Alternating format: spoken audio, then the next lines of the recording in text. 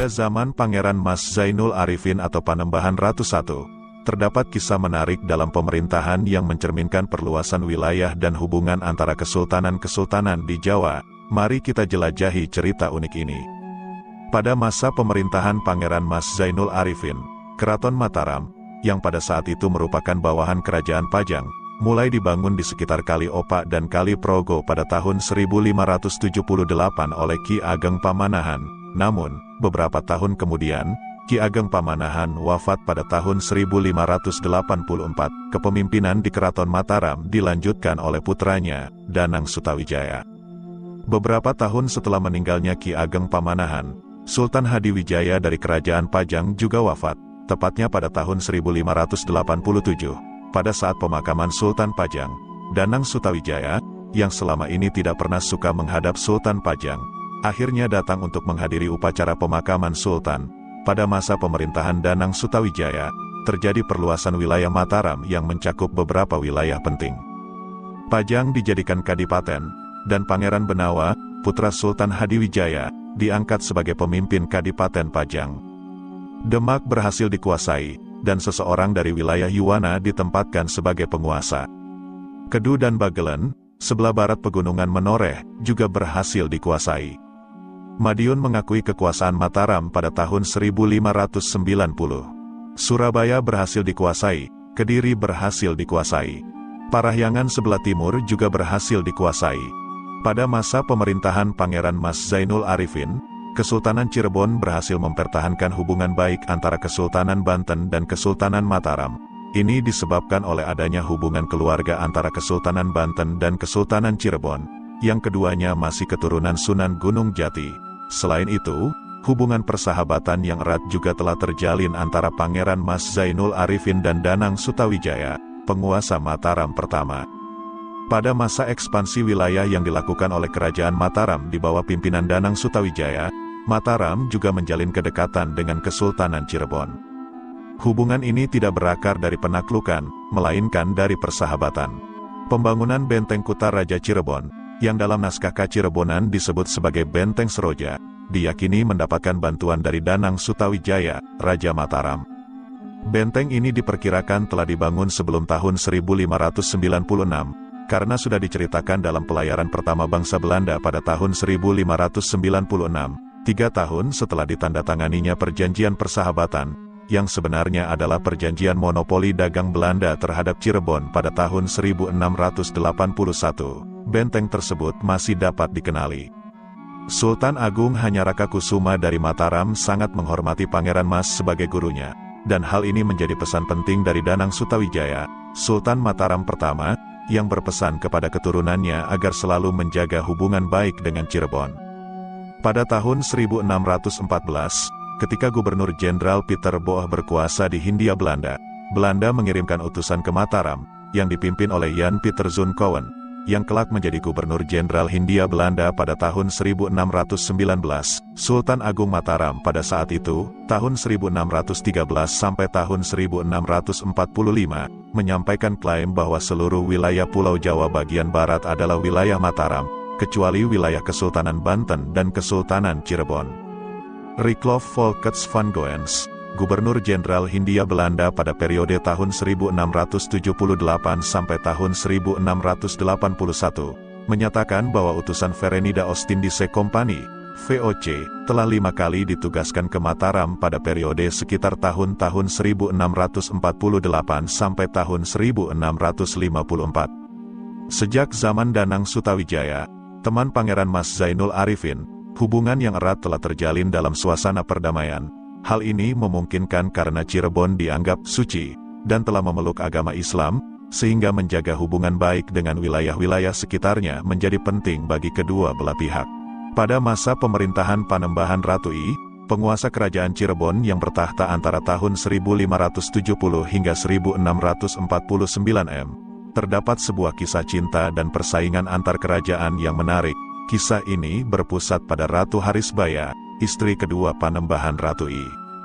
Pada tahun 1585 Masehi, Gesyun Ulun, seorang raja dari kerajaan Sumedang Larang, bersama senopatinya Jaya Perkasa, membawa lari Ratu Harisbaya dari istana kerajaan Cirebon. Peristiwa ini memalukan bagi kerajaan Cirebon dan Raja Panembahan Ratu, yang merasa harga dirinya terinjak-injak. Menghadapi peristiwa memalukan tersebut, Panembahan Ratu I kemudian mengumumkan perang terhadap Sumedang. Sumedang, bagaimanapun, tidak gentar karena Gesyun Ulun, Raja Sumedang, memiliki satu tuntutan yang tidak bisa diabaikan, Ratu Harisbaya harus menjadi istrinya. Kisah pertempuran antara Cirebon dan Sumedang, yang dipicu oleh penculikan Ratu Cirebon, tercatat dalam beberapa naskah klasik, seperti naskah Pustaka Kertabumi, Babat Sumedang, dan Babat Limbangan. Sebelum perang terjadi, kedua kerajaan ini memiliki sejarah panjang, terutama kisah ketika Panembahan Ratu, Gesyun Ulun, dan Harisbaya masih muda. Ketiganya adalah murid dari Hadiwijaya, Jaka Tingkir, Sultan Pajang pertama, yang juga adalah buyut Panembahan Ratu, Sunan Gunung Jati, yang tak lain adalah buyut Panembahan Ratu, mengirimkan Panembahan Ratu untuk belajar ketatanegaraan kepada Jaka Tingkir di Pajang. Begitu juga dengan Pangeran Santri, yang mengirimkan anaknya, Gesyun Ulun, ke Pajang untuk menuntut ilmu. Sementara itu, Harisbaya adalah seorang putri Madura yang mengabdikan diri di Pajang. Prestasi Panembahan Ratu di Pajang sangat gemilang.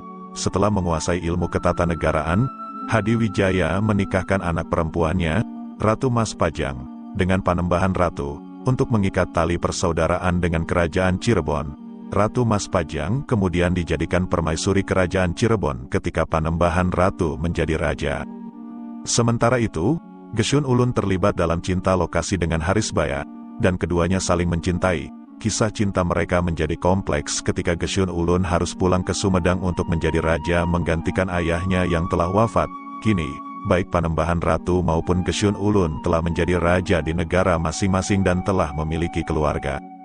Namun, setelah beberapa lama berlalu, muncul kabar bahwa Hadiwijaya, Raja Pajang, wafat dalam sebuah pemberontakan yang dipimpin oleh Sutawijaya, anak Ki Ageng Pamanahan Adipati Mataram.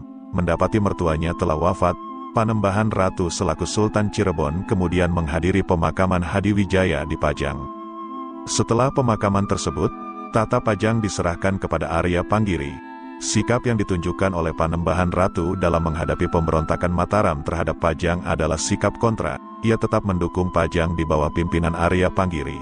Sebagai hadiah atas dukungannya, Arya Panggiri memberikan Harisbaya kepada Panembahan Ratu. Setelah peristiwa ini, resmi bahwa Harisbaya menjadi istri kedua Panembahan Ratu. Pada awalnya, perkawinan Panembahan Ratu dengan Harisbaya berjalan lancar, dan tidak lama kemudian Harisbaya mengandung anak dari Panembahan Ratu. Ketika Gesyun Ulun, Raja Sumedang Larang, beserta keempat senopatinya melakukan kunjungan kenegaraan ke kerajaan Cirebon. Dalam kunjungan yang berlangsung berhari-hari ini, takdir mempertemukan kembali Gesyun Ulun dan Harisbaya. Keduanya terlibat dalam cinta lokasi untuk kedua kalinya, meskipun Harisbaya kini telah menjadi istri orang. Meskipun Gesyun Ulun berusaha menahan cintanya, Harisbaya tak bisa mengendalikan perasaannya. Ia dengan berani memohon agar Gesyun Ulun membawanya ke Sumedang, kekasih masa lalunya. Namun, permintaan itu ditolak oleh Gesyun Ulun. Keputusan ini membuat Harisbaya putus asa, dan dengan berat hati, ia memohon dengan berlinang air mata agar Gesyun Ulun membawanya. Akhirnya, Gesyun Ulun memutuskan untuk membawa Harisbaya ke Sumedang, meskipun tahu bahwa ia adalah istri orang lain. Namun, yang membuat cerita ini semakin rumit adalah dukungan yang diberikan oleh senopatinya, Jaya Perkasa, terhadap hubungan Gesyun Ulun dan Harisbaya. Jaya Perkasa adalah seorang mantan pembesar kerajaan Pajajaran yang sekarang telah menjadi bagian dari Sumedang Larang. Ia ingin memanfaatkan cinta Gesyun Ulun kepada Harisbaya untuk memicu perang dengan Cirebon, yang dianggapnya lemah saat itu karena terlibat dalam masalah pemberontakan di dalam negerinya. Gesyun Ulun, yang semakin cinta kepada Harisbaya, memutuskan untuk membawanya ke Sumedang. Ini memicu perang antara Sumedang Larang dan Cirebon. Cirebon mengirim tentaranya untuk menggempur Sumedang, dan dengan semangat tinggi, Pati Jaya Perkasa melawan serangan-serangan Cirebon. Perang berlangsung dengan sengit, dan berakhir ketika Cirebon berhasil menewaskan Pati Jaya Perkasa. Setelah kematian Jaya Perkasa, kedua kerajaan ini akhirnya sepakat untuk mengakhiri perang. Meskipun banyak pejabat Sumedang yang tidak setuju dengan tindakan Jaya Perkasa, akhirnya mereka sadar akan pentingnya perdamaian. Setelah serangkaian perundingan, Panembahan Ratu, yang mengetahui bahwa Harisbaya yang memohon dibawa pergi oleh Gesyun Ulun, memutuskan untuk menceraikan Harisbaya. Namun, ada syarat untuk talak tersebut, Sumedang harus menyerahkan wilayah Sindang Kasih, kini Kabupaten Majalengka, ke Cirebon sebagai ganti. Menghadapi pilihan sulit ini, Sumedang Larang menyetujuinya.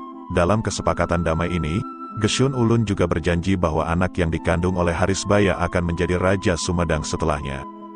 Dengan kesepakatan ini, permusuhan antara kedua kerajaan Sunda berakhir. Sementara itu, Gesyun Ulun, untuk menghindari konflik dengan keluarganya, membagi-bagikan warisannya kepada anak-anak dari istrinya yang lain, termasuk pembagian wilayah dan jabatan adipati di seluruh wilayah kerajaan Sumedang Larang.